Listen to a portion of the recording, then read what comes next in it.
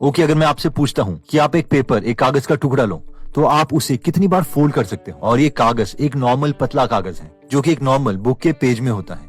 अब आप में से कई लोग बोलेंगे कि सर मैं इसे 4 बार फोल्ड कर सकता हूँ, कई लोग बोलेंगे मैं इसे 5 बार फोल्ड कर सकता हूँ, और जो लोग हम में से जिम वगैरह जाते हैं वो शायद बोलेंगे कि मैं इसे 8 बार फोल्ड कर सकता हूँ। लेकिन अगर इस पेपर को कोई 45 बार फोल्ड कर दे तो क्या होगा? आप में से कई लोग हंसेंगे और बोलेंगे कि कोई भी एक पेपर को 45 टाइम्स फोल्ड नहीं कर सकता। 4 या 5 फोल्ड्स के बाद ये बहुत डिफिकल्ट हो जाता है। लेकिन सवाल ये नहीं है। आप मान लीजिए कि एक पेपर बड़ा है न्यूज़पेपर जितना, या उससे भी बड़ा पेपर है, तो जब हम इस पेपर को फोल्ड करेंगे तो ये पेपर कितना थिक हो जाएगा?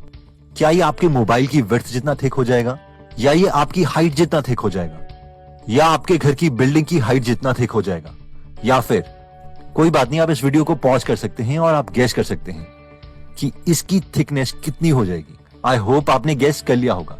अगर मैं आपको बोलूं कि ये दुनिया की सबसे बड़ी बिल्डिंग बुर्ज खलीफा से भी बहुत ज्यादा थिक हो जाएगा, तो आप क्या सोचोगे? आप बोलोगे ऐसा तो हो ही नहीं सकता। लेकिन अगर रियलिटी बताऊं तो अगर आप एक पेपर को 45 टाइम्स फोल्ड कर देते हो तो आप अर्थ से लेके मून तक के डिस्टेंस को कवर कर लोगे, यानी ये पेपर इतना ज्यादा थिक हो जाएगा। और अगर आप इसे एक और बार फोल्ड करते हो, यानी 46th टाइम फोल्ड करते हो, तो ये पेपर इतना थिक हो जाएगा कि आप अर्थ से मून और मून से वापस अर्थ भी पहुंच सकते हो। आई नो ये बहुत डिफिकल्ट हो रहा होगा इमेजिन करने के लिए।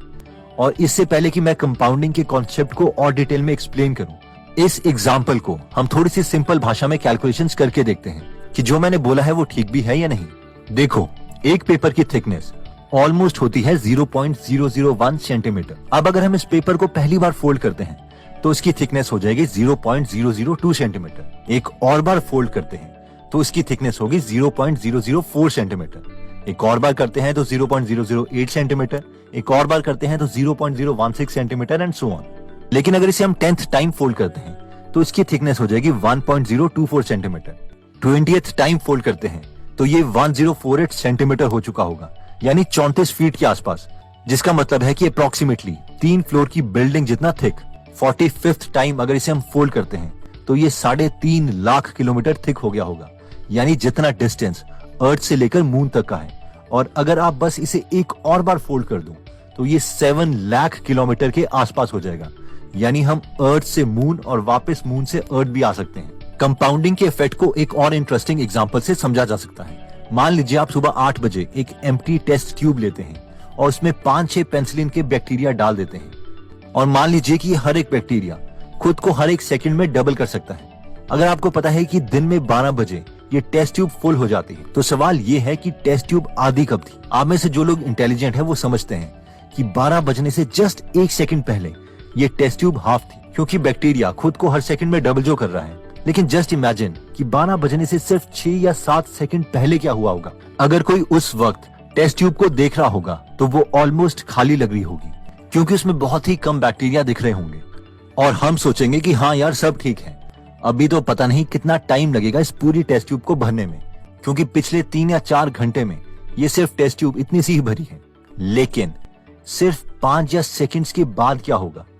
जस्ट लाइक मैजिक ये टेस्ट ट्यूब पूरी भर गई होगी। और ये पार है एक्सपोनेंशियल ग्रोथ की, कंपाउंडिंग की। नेक्स्ट हम बात करते हैं मैक्सिमम लोगों का most interesting topic, compounding of money. मान लीजिए एक साल में 2 बच्चे पैदा हुए, एक थे आप और एक आपका बेस्ट फ्रेंड। आपके फ्रेंड के और आपके पेरेंट्स दोनों लॉन्ग विजन रखते हैं और पैसे की इंपॉर्टेंस को समझते हैं।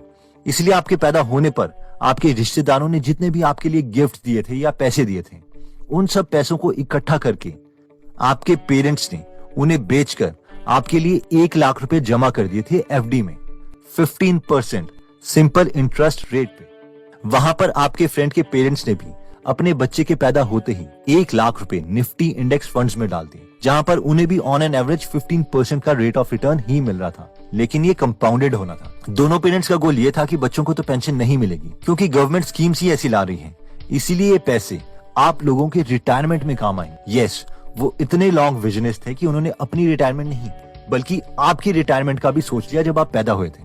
अब आप और आपका फ्रेंड बड़े होते हैं, अच्छी एजुकेशन लेते हैं, जॉब लेते हैं, और वो दिन आ जाता है जब आपकी रिटायरमेंट होती है। आप दोनों अब 58 ईयर्स के हो चुके हो। आप दोनों के पेरेंट्स भी आपके साथ हैं, थोड़े बुजुर्ग हो गए हैं, लेकिन अभी भी आपको वो उतना ही प्यार करते हैं जितना कि बचपन में करते थे।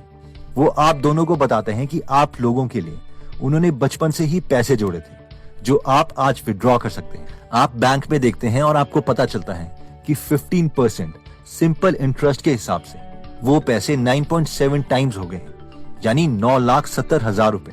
ऑब्वियसली आप खुश होते हैं कि पैदा होते ही बचपन में जो आपको गिफ्ट मिले थे उनसे तो आपने वैसे ही नहीं खेल पाना था। इससे बेटर तो यह है कि ये 10 लाख रुपए आपके काम तो आएंगे। इसके बाद आपका फ्रेंड अपना अमाउंट देखता है जो कि 15% से हर साल कंपाउंड हो रहा था और उसके 1 लाख रुपए 33 करोड़ 14,93,088 रुपीज हो चुके हैं। अब ज्यादा इमोशनल होने की जरूरत नहीं है क्योंकि ये एग्जाम्पल मैंने इसलिए लिया था ताकि टाइमलाइन ज्यादा करके कंपाउंडिंग की पार को दिखाया जा सके। कहां 10 लाख और कहां 33 करोड़ रुपीज। इन्वेस्टमेंट अमाउंट भी सेम, इन्वेस्टमेंट टाइम भी सेम, इवन की इन्वेस्टमेंट परसेंटेज भी सेम। दोस्तों, अगर आप लॉन्ग विजन रखते हैं और इन्वेस्टमेंट में इंटरेस्टेड हैं तो आप डिस्क्रिप्शन पे दिए लिंक से या फर्स्ट कमेंट के लिंक से अपस्टॉक की ऐप डाउनलोड कर सकते हैं। उस लिंक से आप अपना फ्री डीमैट अकाउंट बना सकते हैं और शुरू में बहुत ही कम पैसे इन्वेस्ट करके इन्वेस्टमेंट स्ट्रैटेजीज ट्राई कर सकते हैं। मेरी रेकमेंडेशन ये रहेगी कि शुरू में हम सिर्फ निफ्टी 50 से ही ट्राई करें।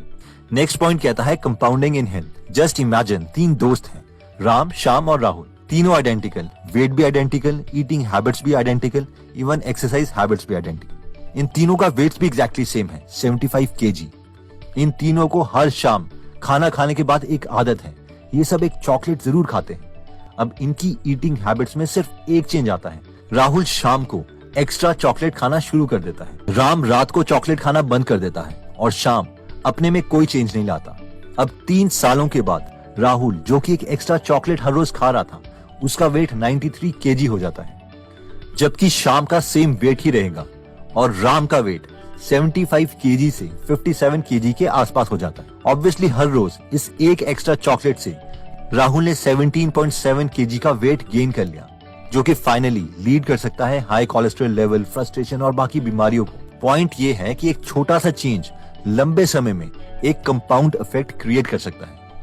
नेक्स्ट पॉइंट आता है कंपाउंडिंग इन नॉलेज।